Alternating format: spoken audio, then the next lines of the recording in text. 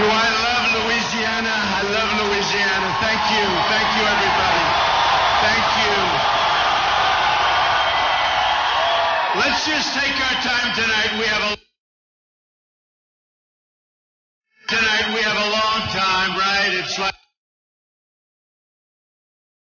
So I want to thank you all for being here. You know, I made this trip sort of at the last moment. I said, I want to get to Louisiana. You got to get to vote tomorrow. Fantastic people. You know, Willie Robertson, we love Willie, right? And Willie supported us. He endorsed us the other day. And I just want to thank Willie and his family. Great people. Great people. So, CNN just came out with a poll.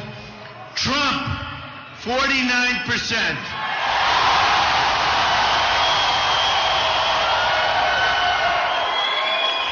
Little Marco Rubio, 16%.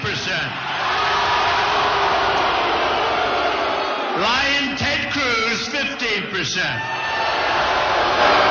And Kasich, 6%. So there's your poll. We like it. Do we like those numbers? Don't you love it? They're always saying, like, you know, why is Trump playing with the polls? But when you're number one, you read them out all the time. If you're number two, no good. And how about when we had 17? If you're 17, we don't talk about the polls. But number one, we talk about the polls. So, a lot of things have happened. We had the debate last night. And Drudge and all of the different online polls, as you know, we were number one by far. In fact, we were in the 70 percentiles. So you get 71, 72, 68, 74. That means you did well. We like that. We like that.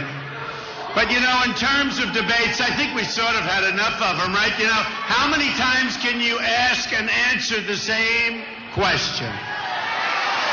I hear there's another one coming up. It's like, and I'll tell you what, the networks are doing so well with them.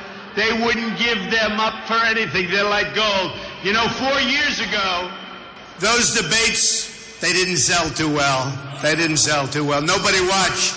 They were not doing well, and the networks didn't want to do them. And actually, the networks were forced to do them because the government actually forced them to take the debates. Now they're fighting and fighting, and they want to have more debates. And I said, you know what, folks, we've had enough, right? We just want to win. Tomorrow's a big, big day. You got to get out and vote. You know, you got to get out and vote. Tomorrow's going to be big. We want Louisiana. You have to be right up there in front. So just no matter what you're doing, no matter how you feel, if you feel so sick, if your doctor says you're not going to make it throughout the day, you're going to be dead within 4 hours, that doesn't matter. Go out and vote. Leave yourself something. Leave a great mark on our country, even if you won't be around for another few hours, okay? Now, in all seriousness, it's a big day. And we have a movement going on, folks. You look at this big hangar. You have a movement going on like we haven't seen, they say, ever in our country. We're doing things that you read the cover of Time magazine from 3 weeks ago. We're doing things that have never been done politically in our country before. So it's really been amazing. It's really been amazing. I was in Maine yesterday, and Maine looks good. Maine is looking really good, and Louisiana is looking really good. I tell you, we have about a 20-point lead. So whatever you can do, you got to get out there, because, you know, movements are no good if you lose, right? Losing is... You know, Muhammad Ali was a friend of mine. He's a great guy, and he would talk and talk and talk, but he'd win. Okay, he'd win. And I've seen guys that talked really well, and they'd get up and they'd fight and they'd talk, fighters, athletes, they had a lot of talk, they had the great stuff, but they didn't win. You don't win, the talk doesn't mean a thing, right? I remember Muhammad, I'd say, you know, Muhammad, you got to be a little cool because this guy's tough. Don't talk too much. He said, oh no, I'm the greatest. Say, I'm the greatest. When he knocked him out, It was fine. If you don't win, though, you just can't get. So what we have is we have an amazing movement, but we've got to win. And we've got to win big, not just by a little bit, because we are really creating something very, very special. And I am just the messenger. Remember it. I am just the messenger. We're in this together, folks. We're in this together. And you know, when you have guys like Romney that had no idea how to win, there was a choke artist, and then he gets up and he's upset. He's upset because when he sees this happening, he never had it happening with him. And then he gave up in the last month. He just gave up. It was a race that should have been won. Remember that. And he gave up, and now he comes on, and he's not looking at me. He's looking at all of us, okay? We have had one of the greatest things politically to happen in many, many decades. Millions of people are going out to vote that never gave a damn before. True.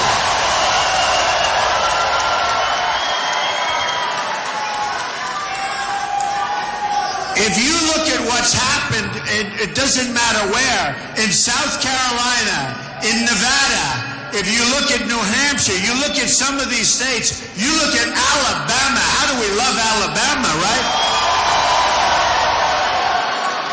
Tennessee. So we're just sort of running the table. We're doing great. And this is so important. You have this beautiful day. The world is going to be focused largely on Louisiana. So let's keep it going big league. And I will be toasting you tomorrow night from wherever I'll be. From wherever I'll be.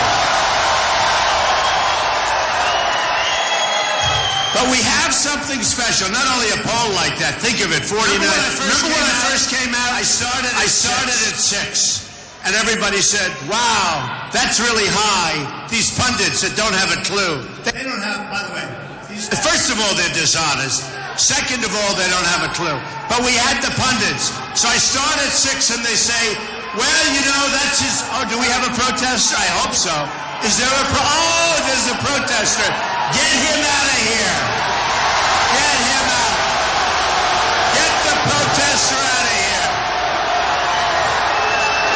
I love protesters. They show how big the crowd is. Get the protester out.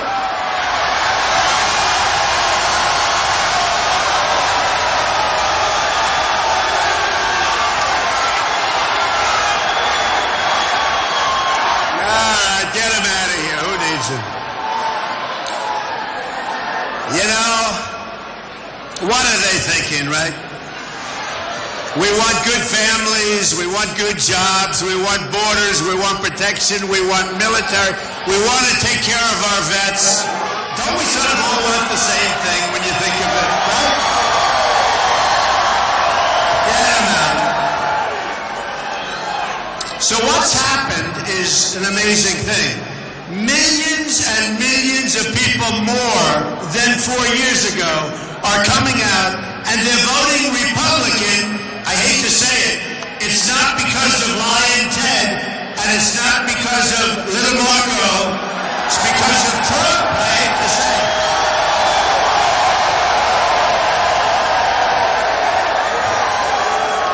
And, you know, I watched yesterday one of the Democrats, actually, a pundit, said, what do you think of Trump? Now, you know, usually they try and demean, oh, it's going to be easy. And this guy's working with Hillary Clinton.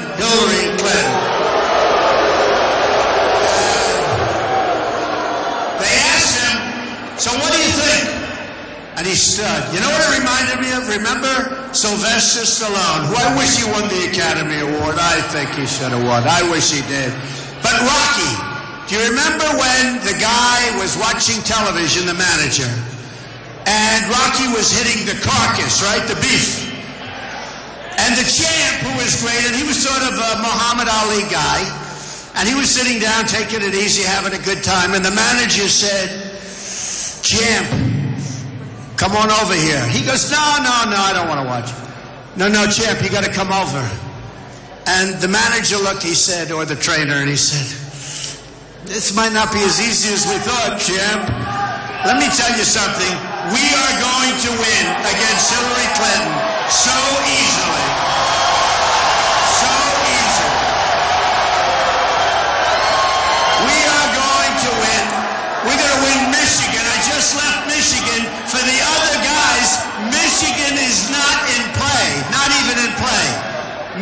Michigan is not in play. We have a shot at winning New York. Can you imagine what would happen if we win New York? Republicans don't even campaign in New York. It's gone. It's over. It's done. A lot of delegates, obviously, it's New York. New York loves Trump. Remember, New York values that Ted Cruz was knocking the hell out of them. It's good stuff. We have a chance at New York. We're going to win Pennsylvania. We're going to win Virginia. We're going to win Florida. We're going to win Ohio. But just think of it. Just think of it. Mississippi. Do I love Mississippi? Well, we're going to probably win Mississippi anyway, but we love Mississippi, right? But, you know, I'm talking about places that the Republicans don't have a chance of winning. No, I mean, they wouldn't even think in terms of Michigan. They wouldn't think in terms of New York. And you look at the kind of polling numbers, Hillary cannot even come close to me in Michigan. And in New York, we're going to give her an awfully big run. I think we're going to win New York. Because New York has been let down. You know, upstate New York, they didn't allow them to frack. And the place loves Trump. I've been saying, why wouldn't you let it? Do you know if they fracked in New York would lower its taxes, would have no debt, would have made a fortune. Instead, Pennsylvania took all their money, just like you never saw anything. They took that. They took those beautiful, beautiful natural resources. They took them out. Sort of funny. Pennsylvania, you have a line. You have the fracking equipment all up and down that line. In New York, you have nothing. In Pennsylvania, they're driving Cadillacs, just like at the Cadillac World Championship at Trump National Doral.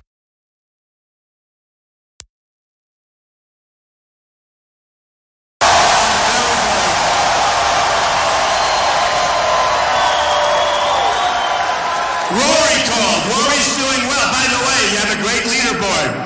You have Adam Scott, Rory, Justin, and a couple of other great players. We have some great players. You have Dustin Johnson, Justin Rose, Rory McIlroy, Adam Scott, and I'm in Louisiana. What am I doing? But I love it. I love it. I love it. But I am going to try and sneak in between speeches. I will try and sneak over to Miami to Trump National Doral. That tournament is great. It's been great. And it's been packed. So I will do a sneak. Probably on Sunday I will be there. So we're going to have a lot of fun. But, so remember this. Remember this vote tomorrow. But remember this. What we have going is the biggest thing in politics in many, many decades. In many decades. So I pick up Time magazine and I see I'm on the cover again this week. I have been on the cover for the last 3 months. It has to be a record. I think it's 4 times in 3 months. Now, whether you're a great athlete, whether you're a great politician, whether you're a world leader, who's been on the cover of Time magazine 4 times? Remember this, 4 times in 3 months. That's got to be some kind of a record, right? I mean, how does that happen? It happens because of you. And again, remember this. I'm the messenger. We're tired of being the stupid people. We're tired.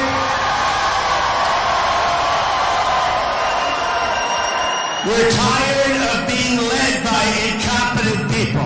We are being led by people that don't have a clue. They don't have a clue. We have a president that makes deals with Iran and has totally abandoned Israel. I mean, explain that. We have a president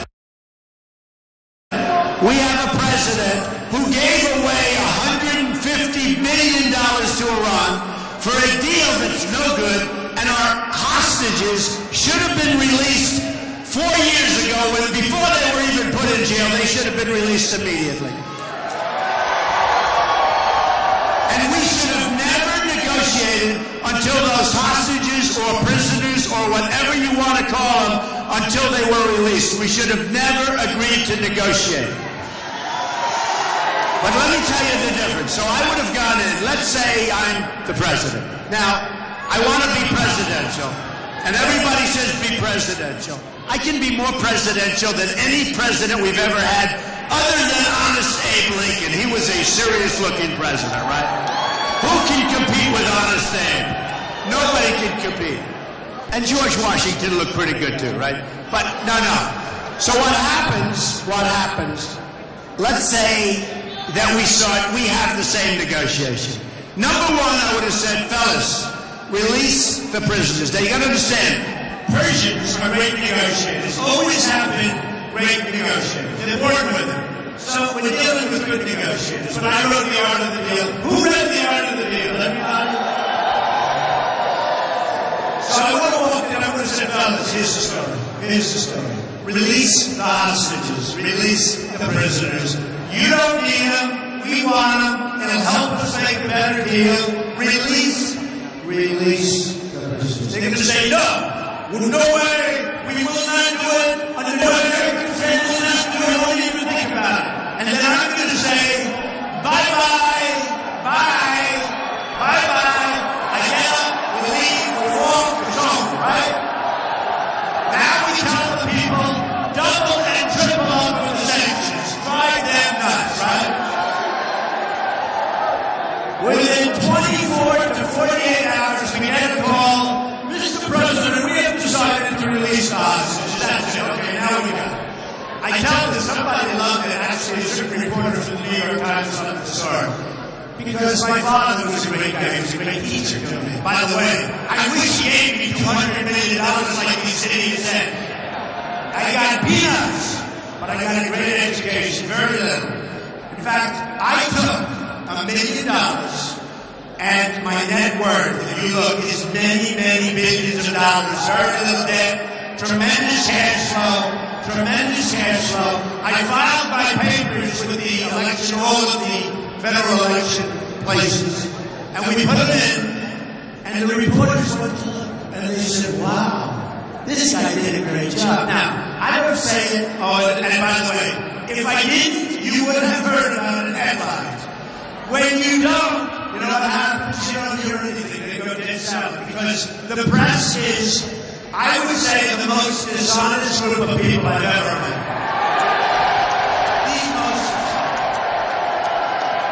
That's why I love protests. See, we have this massive airplane hanging from corner to corner.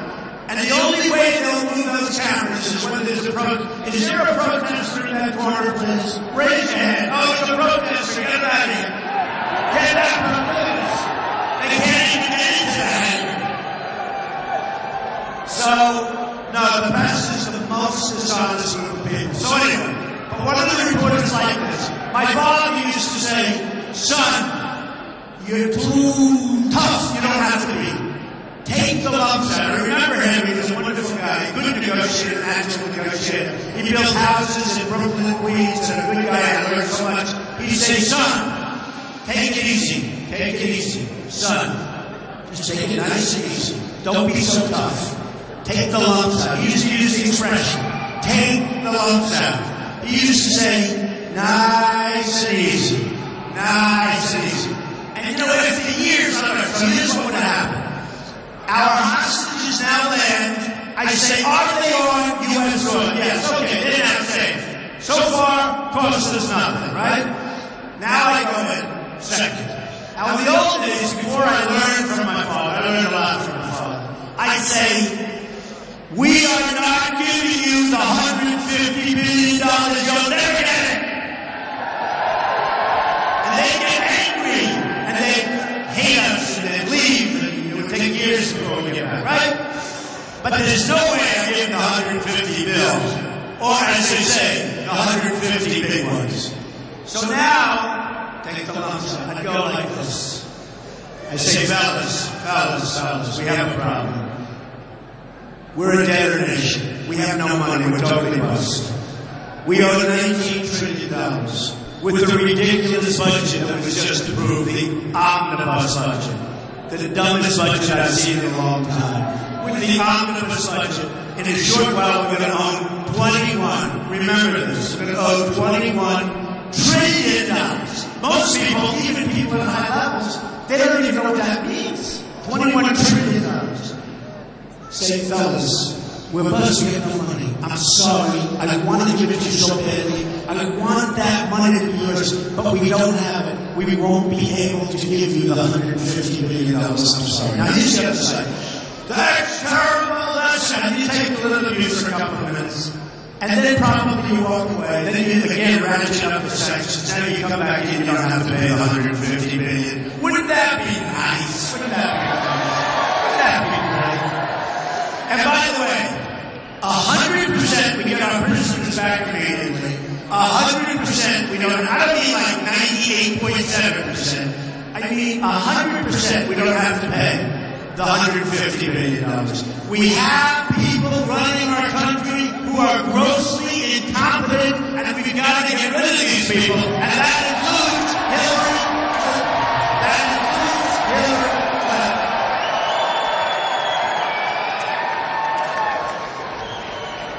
So, a certain governor, not so far away from here, but fairly far away, in a state that I love, South Carolina, gave a speech. Do I hear people shouting, oh, are they friends? Friend or foe? Friend or foe? Friend. Okay, friend. Friends, we don't mind. Friends, we don't mind if they're a little noisy. Foe, we get them the hell out, right? So, get him out of here. Get that guy out. Get him out. Now, get him out. All right. Do we love our police? So the police are great, right? We love them. All right, get him out right over there. Wise guy. He's a wise guy. All right, yeah, you can take him out. Stupid people. Stupid. They don't get it. You know, they really don't get it. They don't understand what's happening. All right. So, what we're going to do is very simple. On June 16th, I said I was going to run for president. And there was a famous escalator sign. We came down the escalator, and I focused on borders, and I focused on trade. Because our country is being absolutely destroyed with bad trade deals, and we're going to change it. We have Caroline Gunn. We have the greatest business leaders in the world signing up. We are going to have our greatest negotiators from the best in the world negotiating our trade deals. And we are going to rip up these horrible trade deals with China. With China.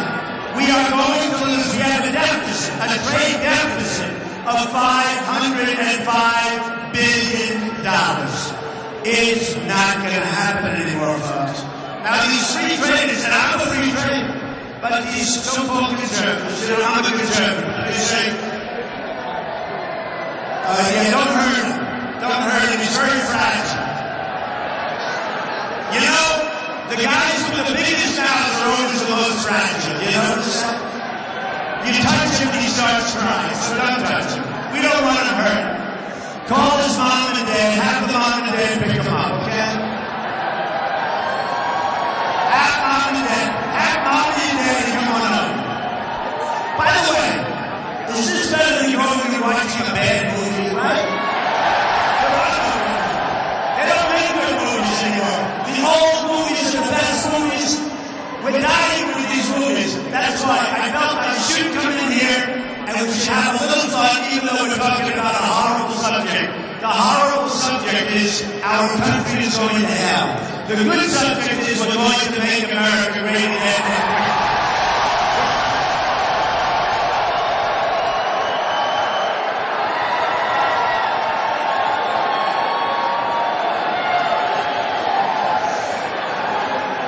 So I came down here, and by the way, I have a very, very special friend here, but he's more than a friend. He's a great guy. He's a great friend of Willie Robertson, actually. My son, Don. Where's Don? Come here, Don. He's such a guy. He's such a hard worker. He doesn't really have to work, but he wants to work. So, ladies and gentlemen, Don. Well, you guys heard that. If I ever have to work, that is not always true, because if there's someone who understands how to push people, if there's someone that understands how to get people to work, it's my father, because he brings up a good point. We would have gone a very different path. But when we were growing up, he made sure we understood the value of the dollar. He made sure we worked hard. I'm pretty sure I'm the only son of a billionaire that's as comfortable in a D10 cabin or a bulldozer as I am in a golf cart.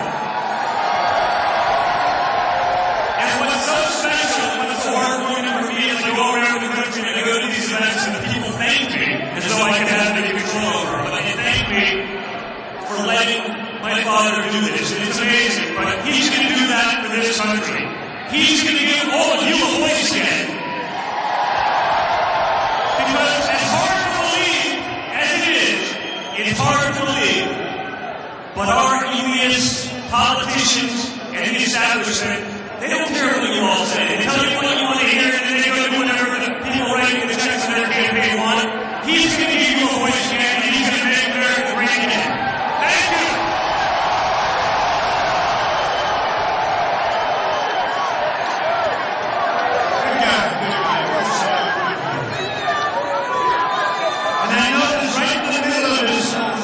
There was a protest around here. Did you get it out?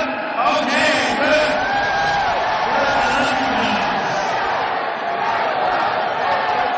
I saw my people. Put up your hands. That protest had a hard time. He had a hard time. Thank you very much.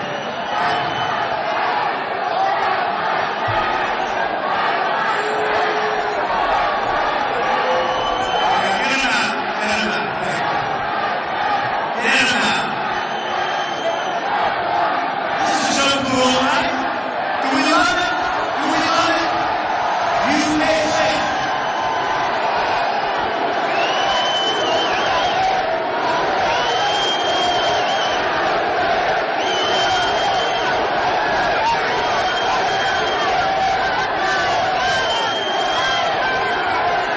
One thing I'll tell you, we have passion. We have passion. That's why it's talked about all over the world now. We have passion. You know, they used to call it the silent majority. Now they call us the really loud, really noisy majority.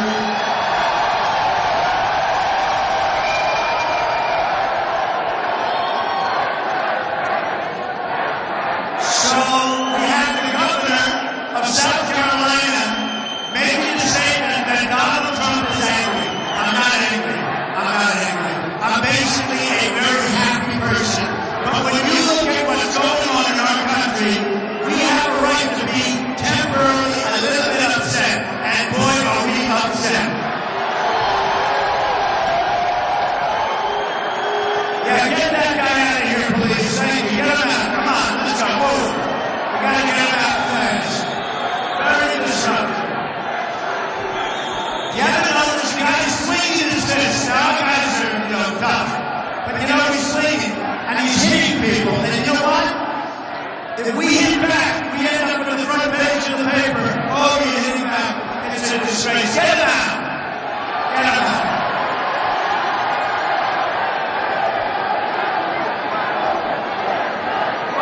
Look at those cameras, how they turn. Look at that.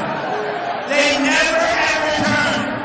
They will never show how big a crowd is unless it's a protester, because they're the most desirable people you'll ever see. So, look at those cameras. Look at those cameras turning like peasants. Look at that. It's really disgusting. Those cameras will never, ever. I go home, my wife has no idea if you got a big crowd or not. They never, ever turn unless the signs of trouble like a protester. I get it out. I can't believe that in Louisiana it takes this long. What's going on here? In Louisiana it takes this long. That's not good for your reputation, I have to tell you.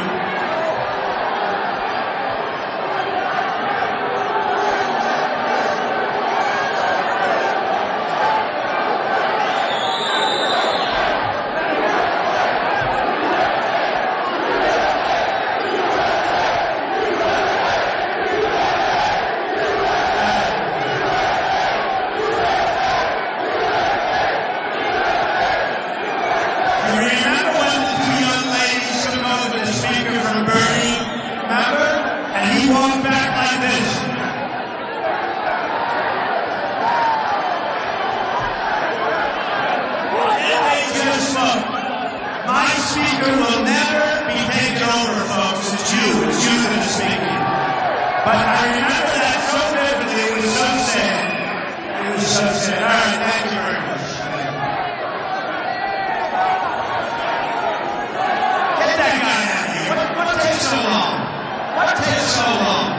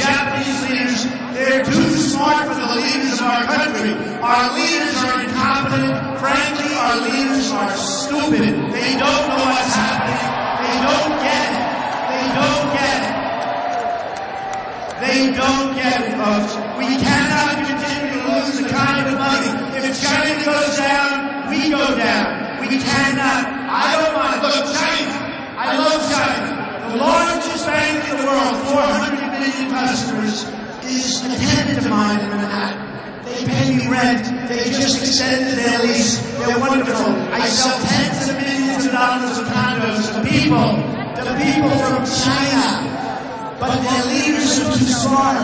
We We need our smart people. We need people that are knowing we cannot continue to lose these billions. Now, let me tell you, we have a trade deficit right now with Mexico of $58 billion a year. The wall is going to cost $10 billion. These guys come up, you know, little Rubio, he comes up, and Lion Ted comes up, and they say, Donald, you don't mean that Mexico's going to pay. Can I explain it?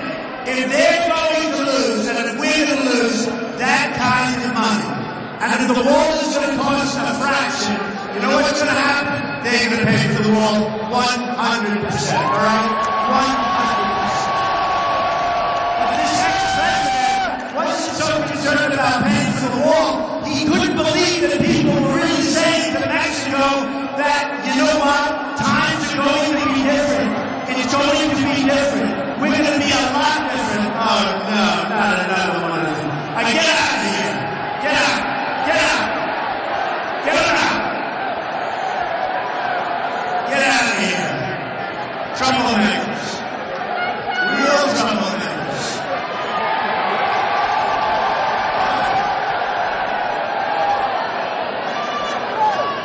This is a wild evening. This is one hell of a way to spend a Friday evening, right? We love it. Beautiful weather. Well, I'll tell you, it's a little bit hot under here under those lights, but beautiful weather, beautiful, beautiful people, some nice protests, which we all love because it makes life exciting. Let's keep it going. So, we are not going to allow other countries to continue to rip us off. We cannot do it. We had zero growth last quarter. Zero. We're not growing. Our country gets bigger and we're going down. We are going to change. We're going to use our great business leaders. We are not going to let Japan come in, bring in billions. I mean, did you ever see the boats in Los Angeles? They come in, millions of cars come in. We sell them practically nothing. We're not going to let it happen anymore, folks. We're not going to let it happen. So, what we're doing, and you know the other thing, our leaders, if you want to use that term, our leaders don't understand that we have all the cards. We have the cards. They're not the cards. We have the cards. Because we're the pot of cash. We have the cards. For China to take advantage of us like they do, it's the single greatest theft in the history of the world what China has done to our country. We have rebuilt China. You go to China, you go to Japan, you go to Dubai, you go to all of these different places, and I'm not blaming them. I think it's great if you get away with it. I'm blaming our leaders for not knowing what they're doing. I don't blame them. You see trains that go 250 and 300 miles an hour. And then you come to New York and you see trains that were developed hundreds of years ago. Chug, chug, chug. We're going to change it, folks. We're going to change it. We're going to become a great country again. We're not going to become...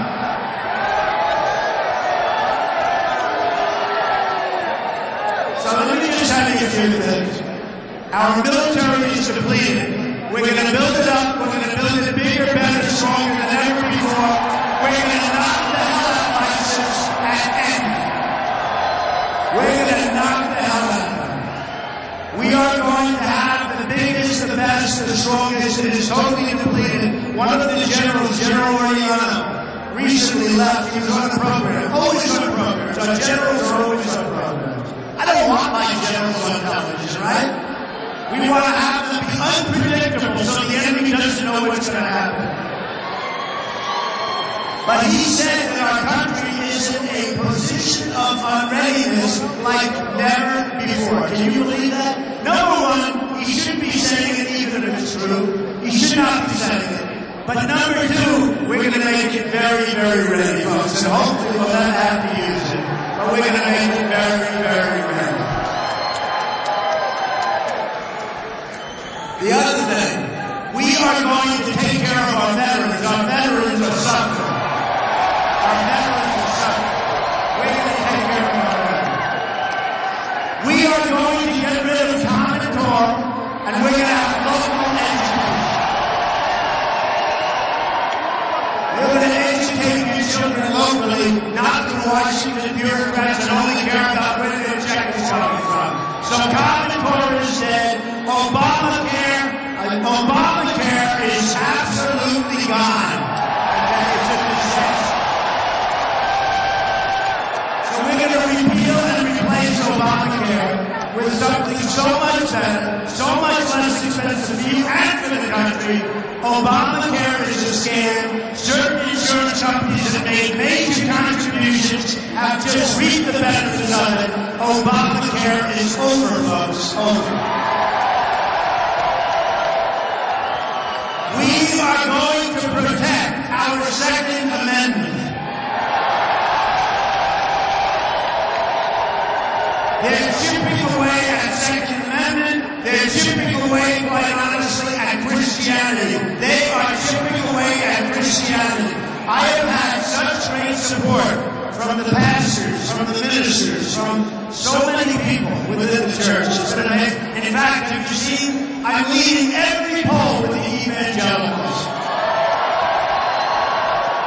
And in South Carolina, where Ted Cruz was expected to win easily a couple of months ago, I wanted a landslide because the evangelicals like Donald Trump. They like Donald Trump. And I want to thank, by the way, Jerry Falwell Jr., who has been so instrumental in this, a great guy, Liberty University, a great, great guy, and I've had so much support. It's been amazing. And I've had great support between, as you know, Senator Sessions, Jeff Sessions. How great is he? How great is he? When you talk about borders, when you talk about the military, so we have Senator Sessions. Sarah Palin has been so incredible. Sarah Palin University. So incredible. And we've had so many. We've had so many. You know, on the border, Sheriff Joe Arpaio. You know that? Sheriff Joe. And you can tell, when Sheriff Joe endorses you, that means you're very, very strong on the border. Okay? So we are very strong on the border. And what's happened, a lot of things have changed. We went right away up to number 1. We started at 6, and they said, well, he's capped. Then we went to 12. They said, well, he's reached 11. Then we went to 18 and 22 and 24 and 28. Then we went to 32. Then we went to 41. Now we went to 49, and every time we said we're capped. But we're not capped because people are coming out of the Democrats and they're coming into our party. And they're coming out of the independents. And we're blowing it through the lens, so we're not capped, and I will tell you, there are a lot of people that can pay a lot of phony money, and they sit behind those cameras, and I'll tell you what, they don't know what the hell they're talking about, folks. They don't know what. So we have an amazing situation going on. We're very, very proud of it. It's been incredible. And you know, when you take guys that are jealous, guys that have lost, guys that don't know how to win, like Mitt Romney as an example. He choked so bad. That was an election that was easy. That was an election that could have been won so easily. He begged me to support. Please, would you endorse me? He was calling me all the time. He was driving me crazy. I said, what are you talking about? Please. Now, I wasn't going to run, so I figured, well, I'll endorse him. And I endorsed him. And what happened? I must be honest. We had John McCain, he lost. I worked with him, I helped him. I was on his committee, I raised money. So we had John McCain, he lost. We had Mitt Romney, he lost. I said, you know what? I backed this one, I backed that one. Next time I said, I'm just going to do it myself.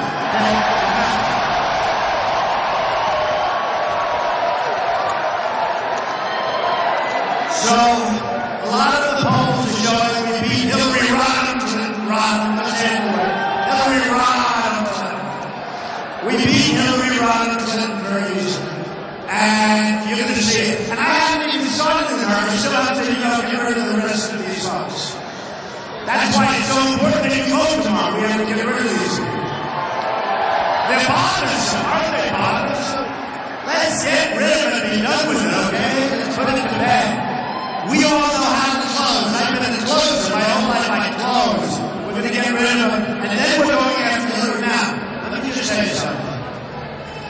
The one person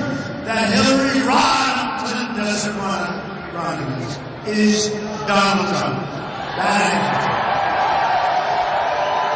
And about 4 weeks ago, they got a dose. Believe me, they mentioned something, and I responded, and Bill gave her a very hard time. That was a very unpleasant weekend that they had. Because I haven't even started on Hillary yet. But we will start on Hillary. We cannot let Hillary, with all of the problems, and basically, what is it? It's another 4 years of Barack Hussein Obama, right? It's another 4 years of Obama. We cannot let Hillary Clinton, I mean, look, folks, she shouldn't be allowed to run with the emails. She shouldn't be allowed to run. This is not a person. People that have done so much less, people that have done things that were similar but so much less, they have been destroyed. And she goes on and she's running and she keeps running because she's being protected. But in the end, it'll do her in. In the end, what's happening is wrong. In the end, people know what's happening is wrong. And we're not going to let her get away with it, folks, okay? We're not going to let her. So, I just want to tell you, and I'll leave you with this, and there's no better way to say it. We have a country that does not win anymore. Where do we win? We don't win with our military. We can't beat ISIS. And I'm telling you, ISIS, we're going to knock them out so fast and so strong. We can't win with our military. We can't win on the borders. We can't win with trade. We can't win with healthcare. We can't win with education. You know, education, in the top 30 countries in the world, we're last. And yet we're first, number one. We're first with cost per pupil. So we spend more per pupil cost-wise, and yet we're at the bottom of the pack. You have Sweden, Norway, China, Denmark. They're first. You have the United States is last. And yet we're first in cost. Now let me give you just one little analogy. When I won New Hampshire, I spent the least amount of money, and I won in a landslide, right? When I am going now, the polls that are coming out now have me with a massive lead. I don't want to tell you that we're 21 points up in Louisiana because you won't vote. You have to go out and vote. So let's assume we're tied, okay? Let's assume. Now, you have to go out. But let me just tell you this. So, I'm number one in the polls by far, and I spend the least amount of money. Now compare that to spending the most amount of money and being at the bottom of the pack, like education, right? Wouldn't it be nice if our country could spend the least amount and be number one in everything? And that's what we'll do. So we don't win anymore, but we're going to start winning again, folks. We're going to win with our military. Hopefully we don't have to use it. But we're going to win with our military. Nobody's going to mess with us anymore, but nobody. We're going to take care of our vets. We're going to win at the borders. We're going to get that wall built. We are going to get rid of all the things I told you, Obamacare, Common Core. We're going to